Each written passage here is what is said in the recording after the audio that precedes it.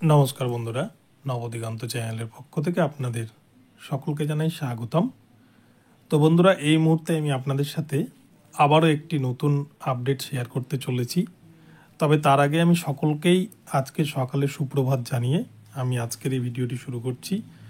তো আজকে আমি আপনাদের জন্য যে আপডেটটি নিয়ে এসেছি, আজকের আপডেটটি ভীষণ গুরুত্বপূর্ণ হতে চলেছে। আপনারা শুনলে অনেকেই কিন্তু জ্ঞান হারাবেন। আমাদের রাজ্য সরকার যে টেট পরীক্ষা নিয়েছেন, সেই টেট পরীক্ষার ওএমআর সিট বিকোচ্ছে দোকানে দোকানে ঠোঙার আকারে। এই এমনই কিন্তু চাঞ্চল্যকর তথ্য উঠে এসেছে। তো চলুন আমরা আজকের এই ভিডিওটি সম্পূর্ণ প্রথম থেকে শেষ পর্যন্ত দেখে নিই এবং এর মাধ্যমে আমরা বিস্তারিত তথ্য জেনে নিই। তবে তার আগে বলে রাখি, যারা নিয়মিত আমার চ্যানেল ফলো করেন আপনাদেরকে তো অসংখ্য ধন্যবাদ, কিন্তু যারা প্রথমবার আমার চ্যানেলে এসেছেন আপনারা কিন্তু অবশ্যই আমার চ্যানেলটিকে সাবস্ক্রাইব করে অল নোটিফিকেশন অন করে রাখবেন। তাহলে এই ধরনের আপডেট আপনারা কিন্তু সবার আগে সবার প্রথমে পেয়ে যাবেন।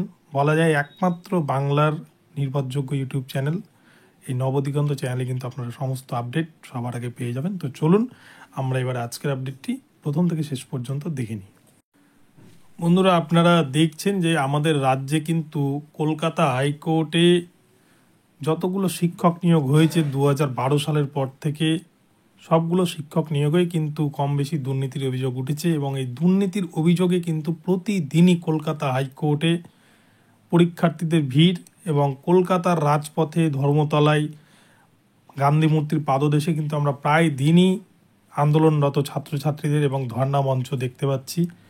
তাদের একটাই দাবি যে তাদেরকে স্বচ্ছ প্যানেল বের করে যথাযোগ্য মর্যাদায় স্বচ্ছভাবে নিয়োগ করতে হবে, কিন্তু রাজ্য সরকার কোনো কর্ণপাত করছেন না, বা আমাদের যে রিক্রুটমেন্ট বোর্ডগুলো রয়েছে আমাদের রাজ্যের পর্ষদ সেই বিষয়ে কোনো ভ্রুক্ষেপ করছেন না।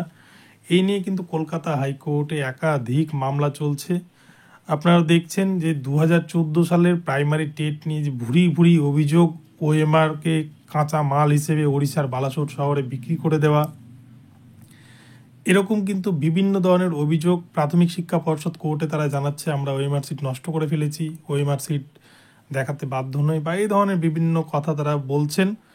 যে ওএমআর কিন্তু অন্তত সংবিধান অনুসারে 20 বছর প্রিজার্ভ করে রাখা উচিত, কেননা যে ওএমআর এর ওপর ভিত্তি করে কিন্তু ছাত্রছাত্রীদের ভবিষ্যৎকে সুনিশ্চিত করা হয়, সেই ওএমআর এর ওপরেই কিন্তু একজন পরীক্ষার্থী তার চাকরিটি পান।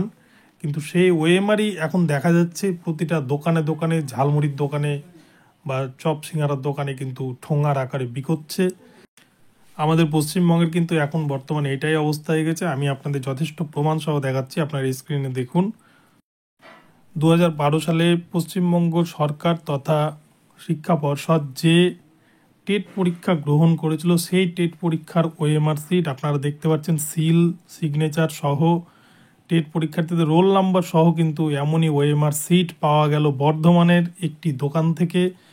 এমনই গুরুত্বপূর্ণ অভিযোগ যে টেট পরীক্ষার্থীদের ওএমআর সিট কিন্তু যত্নে রাখার কথা প্রিজার্ভ করে, কিন্তু সেই টেট পরীক্ষার ওএমআর সিটকে দেখা যাচ্ছে রাজপথের শহরে শহরে বিকিয়ে বেড়াচ্ছে, রাস্তাঘাটে পড়ে থাকছে। এই কিন্তু ভয়ঙ্কর দুর্নীতির ইঙ্গিত আবারও প্রকাশ্যে আসতে চলেছে। আবারও কিন্তু চাকরি প্রার্থীদের মধ্যে ক্ষোভ এই ঘটনার পরে বেড়ে গেছে অনেকটাই, কেননা যে ওএমআর সিট নিয়ে এত কাণ্ড হচ্ছে, প্রাথমিক শিক্ষা পর্ষদ কিন্তু ওএমআর সিট কোনোভাবেই দেখাতে রাজি হচ্ছে না।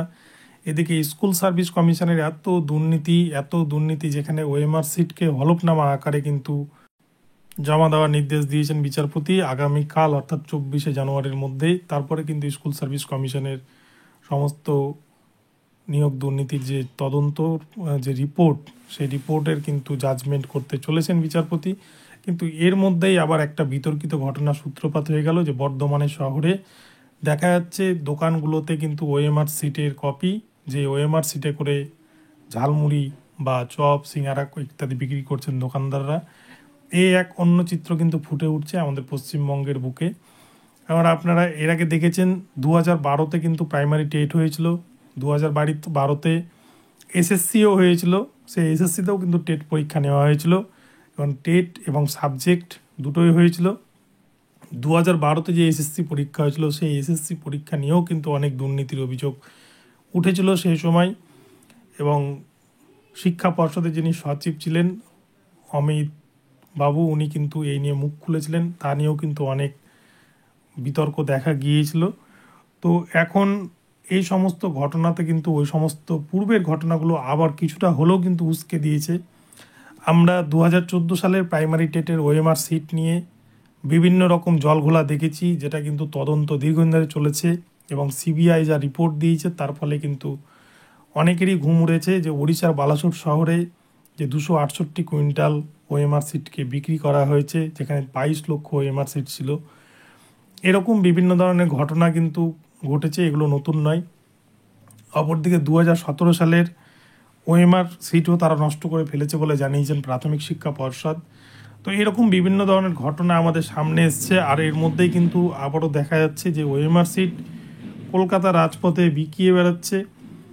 অপরদিকে 2022 প্রাইমারি যে টেট পরীক্ষা নিয়েছিল প্রাথমিক শিক্ষা পর্ষদ, সেই প্রাথমিক টেট পরীক্ষায় ওএমআর সিটের কিন্তু কার্বন কপি প্রত্যেক পরীক্ষার্থীর কাছে দিয়েছিল, এবং 2023 সালের যে টেট পরীক্ষা হয়েছে গত কয়েকদিন আগেই হলো 10ই ডিসেম্বর, সেখানেও কিন্তু প্রত্যেক পরীক্ষার্থী ওএমআর কপি, যে কার্বন কপি, সেই কার্বন কপি কিন্তু বাড়িতে নিয়ে এসছে। ফলে 2022-23-এর যে টেট পরীক্ষা হয়েছিল, যেটা পর্ষদের নবনিযুক্ত সভাপতি গৌতম পালের সহযোগিতায় বা গৌতম পালের দেখভালের দায়িত্বে যে পরীক্ষাটি অনুষ্ঠিত হয়েছে, এই পরীক্ষাগুলোতে কিন্তু সেরকম কোনো দুর্নীতির অভিযোগ এখনও পর্যন্ত ওঠেনি, কেননা এগুলোতে কিন্তু কার্বন কপি সকলকে দিয়ে দিয়েছে, এবং আনসার স্ক্রিপ্টও দিয়েছিল। সেই হিসাবে কিন্তু আনসার কি অনেকে মিলিয়েছেন, অনেকেই চ্যালেঞ্জ করেছিলেন, এবং এখানেও কিন্তু 2022-এর টেটের 8টি প্রশ্ন ভুল নিয়ে অনেকে কলকাতা হাইকোর্টে মামলাও করেছিলেন সেটিকে চ্যালেঞ্জ করে।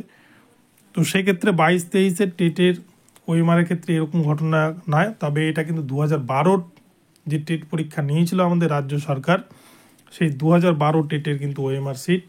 আপনারা পেপারের যে কাটিংটা আছে এখান থেকে কিন্তু পরিষ্কারভাবে আপনারা সম্পূর্ণ ঘটনাটি দেখতে পাবেন, এবং 2012 টেটে যারা পরীক্ষা দিয়েছিলেন তারা কিন্তু গুরুতর অভিযোগ করেছেন এইটা নিয়ে সংবাদ মাধ্যমে।